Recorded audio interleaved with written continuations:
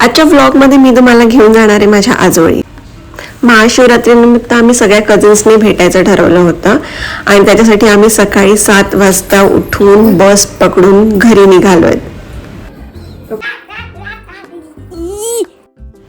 आणि त्याच सगळ्या बालपणीच्या आठवणींची उजळणी करत आम्ही निघालो.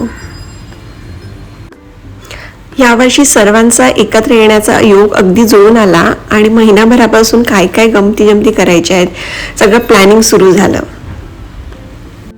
अगदी 15 मिनिटाचा रस्ता, पण कधी एकदा पोहोचतो असं झालं होतं. ही जागा, हे घर हे माझ्या मनाच्या अत्यंत जवळचं आहे. घरी पोहोचल्या पोहोचल्या जेलरने आमचं मस्त स्वागत केलं.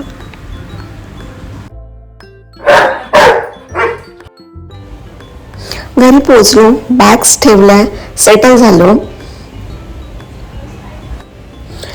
आणि सुरू केली संध्याकाळच्या पार्टीची तयारी. ह्या पार्टीसाठी शीतल आमची मेन शेफ होती. पहिल्यांदा भाज्या उकडून घ्यायच्या, फ्लावर, बटाटा आणि मटार आपण पहिल्यांदा उकडून घेऊया. कांदा टाकायला पाण्यात कापायला, मग ते हे नाही डोळ्यांना आमच्या त्रास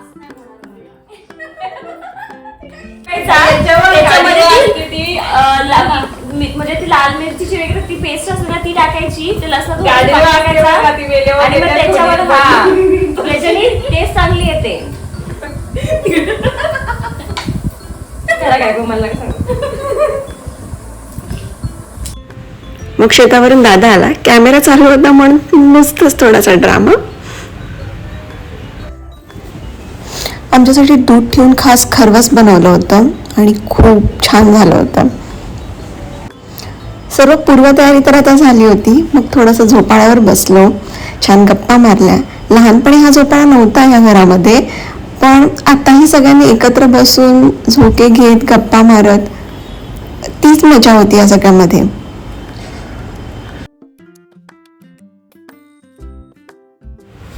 सगळी झालेली तयारी घेऊन सगळं सामान आम्ही गाडीमध्ये टाकलं आणि मग शेताकडे निघालो. लहानपणी रोज संध्याकाळी आई आम्हाला सगळ्या नातवंडांना 1-1 रुपये द्यायची आणि तो 1 रुपया घेऊन आम्ही ह्या मामाच्या दुकानावर जायचो.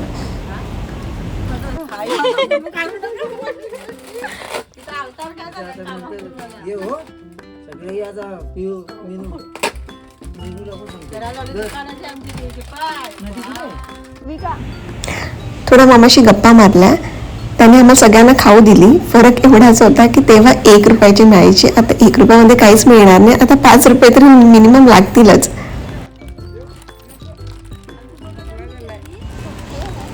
आणि मग चालत शेताकडे निघालो. अगदी घरापासून 5 मिनिटावरच आहे आमचं भागीरथी फार्म. संध्याकाळी एकदम मस्त वातावरण झालं होतं, गार हवा होती.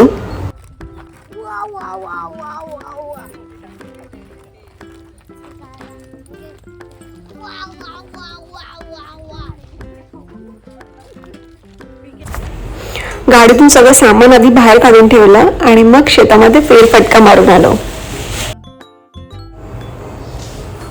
शेतामध्ये केळी, संत्री, लिंबू, रामफळ, सीताफळ, पपई, फुलझाडं, वेगवेगळ्या प्रकारची खूप झाडं आहेत. ते बघण्यामध्ये वेळ कसा गेला कळलं नाही.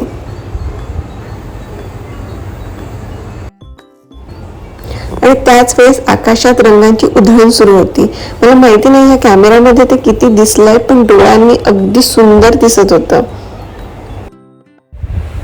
लहानपणी प्रत्येक सुट्टीमध्ये आम्ही या शेतावरती दुडगूस घातला होता. सकाळी नाश्ता, दुपारचे जेवण घेऊन आम्ही जे यायचो ते अगदी संध्याकाळीच परत जायचो. कधी बोरं वेचायची, कधी करवंदांसाठी जायचं, कधी जांभळं वेचायची, तर कधी आंबे घेऊन घरी जायचं. त्यावेळी ना आमच्याकडे मोबाईल होते ना दिवसभराचं प्लॅनिंग होतं, पण दिवस कसा संपायचा ते अगदी कळायचंच नाही. जसजसे मोठे होत गेलो, परीक्षांच्या वेळा बदलत गेल्या, कॉलेजेसची ठिकाणं बदलत गेली. आणि एका वेळी सगळ्यांना एकत्र जमणं खूप कठीण होऊन बसलं, पण ह्यावेळी एकदम भारी सगळं जमून आलं.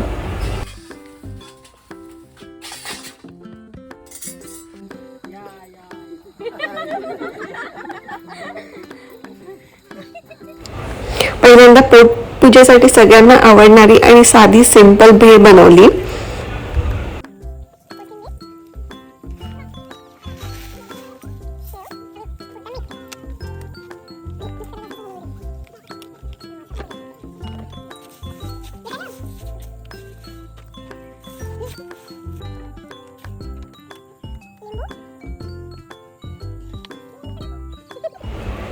अगदी मस्त झाली होती. सगळ्यांच्या रिॲक्शन वरून तुम्हाला कळलंच असेल.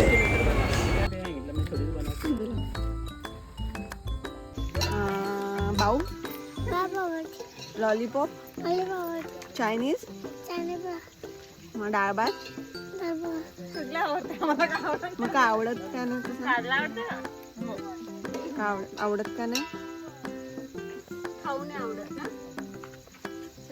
मॅगी, पावभाजी, वांगी, वांगी खातो तू? मला नाही आवडत वांगी. मी खातो. Good boy. रात्रीच्या अंधारामध्ये लाईट्स मध्ये इतकं सुंदर दिसत होतं सगळं.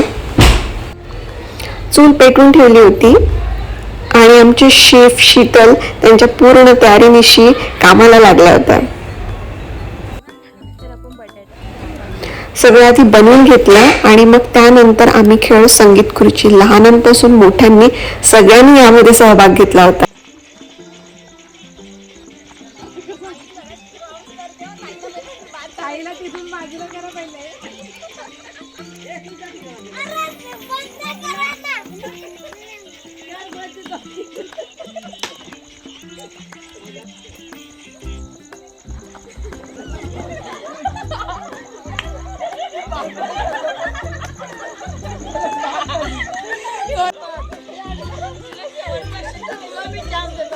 एक खुर्ची कमी करा मधली. मला सोनपापडी पाहिजे होती.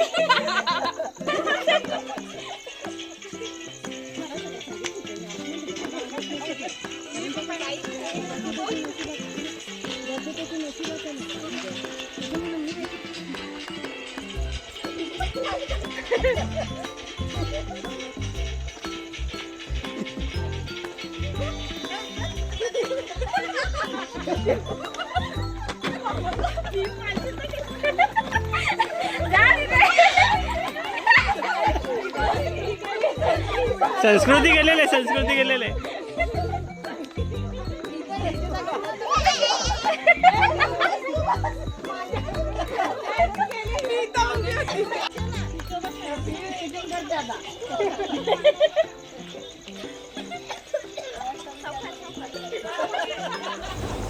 गेम खेळण्यामध्ये सर्व अगदी गुंगून गेले होते. हसण्याचा आवाज सगळीकडे पसरला होता.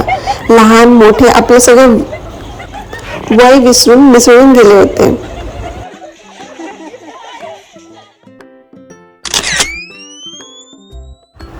ह्या सगळ्या क्षणांना मनामध्ये साठवून पुन्हा एकमेकांना भेटायचं प्रॉमिस करून सगळ्यांचा निरोप घेतला.